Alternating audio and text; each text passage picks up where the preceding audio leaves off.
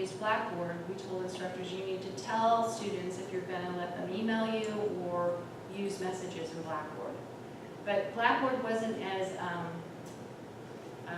flexible as Ivy Learn is.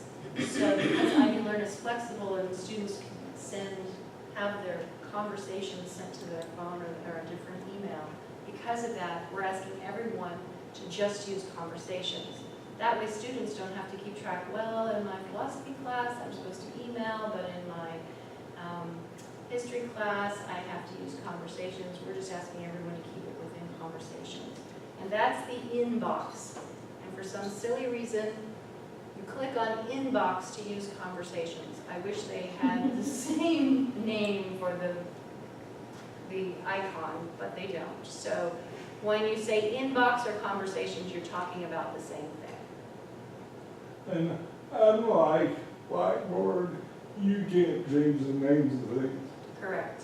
Those are Blackboard, the stuff over there, you can change You the can names change of. it, yeah, yeah.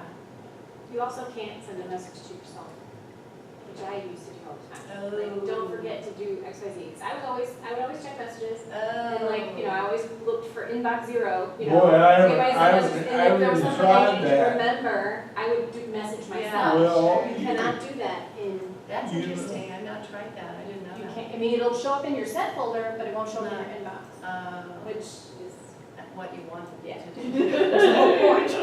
Yeah, So, yeah. good to know. Okay, so some people have, they're frustrated by changing the due dates and times in a course. And so if you would rather change your due dates all on one page, you can. This is kind of a hack. It's a hack, but it's not really a hack, it's an advancement. It's not in Canvas, but it's a heavy Canvas user created this way to create a Google spreadsheet that is linked to your Ivy Learn course. And it'll download all your assignments and due dates, and you can just change it on the spreadsheet. So these are the instructions. I'm not going to go through it. I will just tell you, you only have to do this once. It creates the Google sheet. And then this is what you do each time to change your due dates.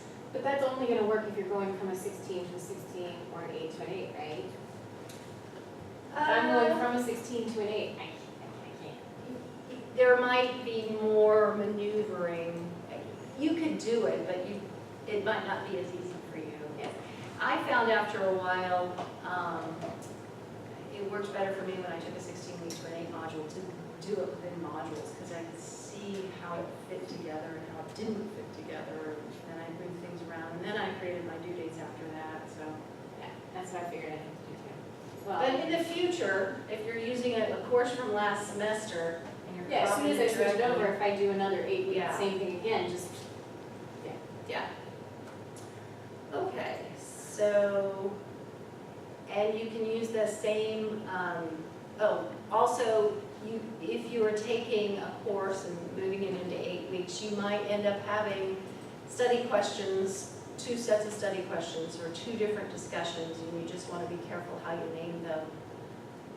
Otherwise, it will confuse Canvas if you have 2 MO5 discussions. You want an MO5A and MO5B. Just be real careful and think about that when you're transitioning.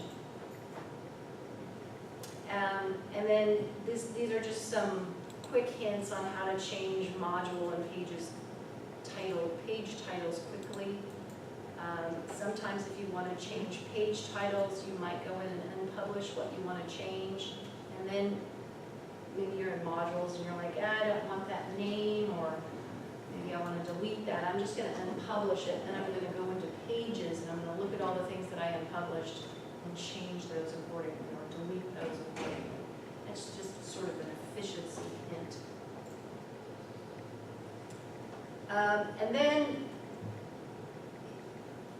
I would encourage you not to have too many references to module numbers and dates and specific days, as much as possible as you can get away from it. Sometimes it makes sense, but the more specific references you have, the harder it is to modify your course for 16 modules or 8 modules, or change things from semester to semester.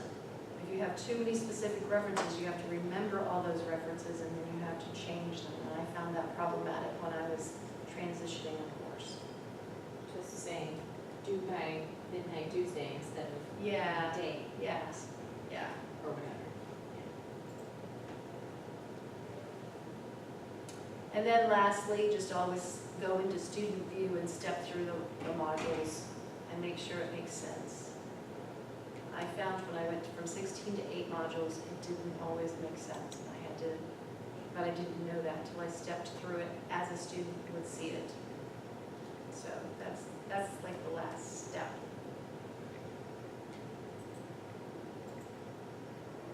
All right, so some helpful resources we have. Some folks are interested, they might be doing a hybrid for the first time, or they might want to communicate with their students since they're not meeting with them as much, or it's not a long period of time. You know, you're not with them 16 to 17 weeks, you're with them 8 weeks. They want to create videos, so we do have headsets and webcams for loan, and Dylan's in my office. And I highly recommend the use of Screencast-O-Matic if you want to make a video. This is a really good tool that's free, requires no help from IT to get it to work on your computer. You can almost teach yourself, but if you go to Screencast-O-Matic, there's a little video that shows you how it works. And you can, for free, make up to 15 minutes of a video for your students. I don't recommend making a 15-minute video because they won't watch it. But 5 minutes maybe, they will watch it. And what I did when I taught was I learned the wrong way to use the video. I used them for lectures. I made a lesson in my online course. But I've heard of instructors successfully using them for, hey, here's some tips. This is how you're gonna, this is how I'd study for this test if I were you, or, That's what I do. just really like make it worth their while to watch it. So, I did mine because I had students who couldn't figure out how to get to the inbox. Yeah. To check their messages, so I just did hey, here's how you do it. yeah. And they were like, oh, thanks. Yeah, and there's one instructor online that will do, I don't think he does lots of them, but he always makes one for the first module. Here's how you take my class. And he goes Ooh, through the that's a good one, too. syllabus and Yeah. he shows them all these little things and it just introduces them. And then he goes over how accessible he is. So I think it's really used successfully that way.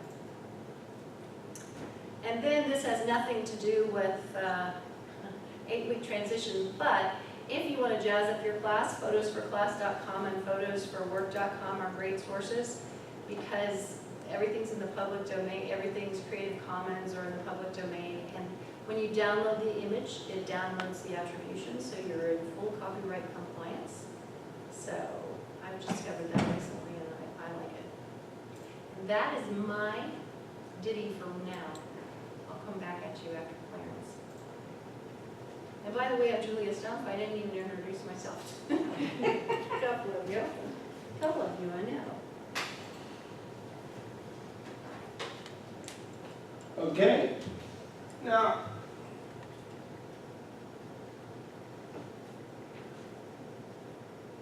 there are two ways you can approach teaching your course in 8 weeks.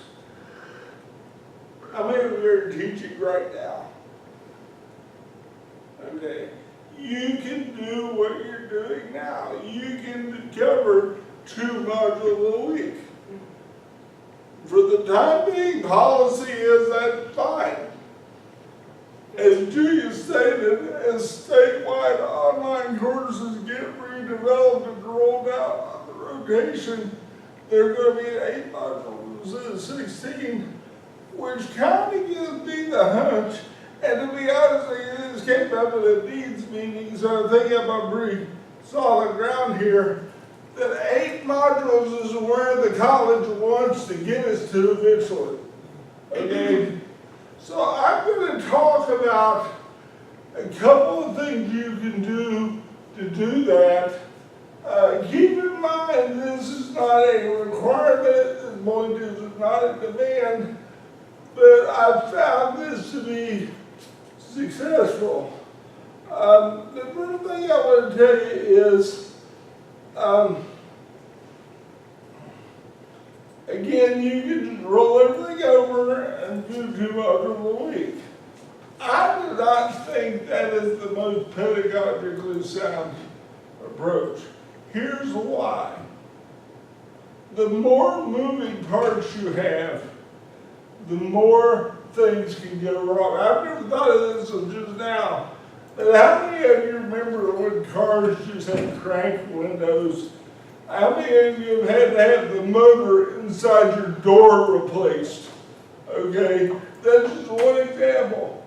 The idea is to simplify, okay? The analogy I've been using since April with these sessions is that your course is a pizza. So you order the pizza, and it can be cut into 8 slices or 16 slices, but it's still the same pizza. Okay? That's what we're talking about here. The curriculum for your course is the same. The issue is how many slices you're going to cut it into. Okay? So the idea we want to advocate here is doing it in 8. Now, I have taught since the first year in our ASAP program. Do you know what ASAP is? You heard the ASAP program? Again, very intense. These students do a 2-year degree in 1 year. They have 8-week courses. They meet twice a week. This is an example of what I've done with a module for my ASAP class. And I haven't broken down what we're going to do Monday, what we're going to do Wednesday. The reasoning behind having it be one module instead of 2 is I've got one broad topic usually. Sometimes I have to combine 2 smaller topics, but I try to arrange it so that it's all part of one topic.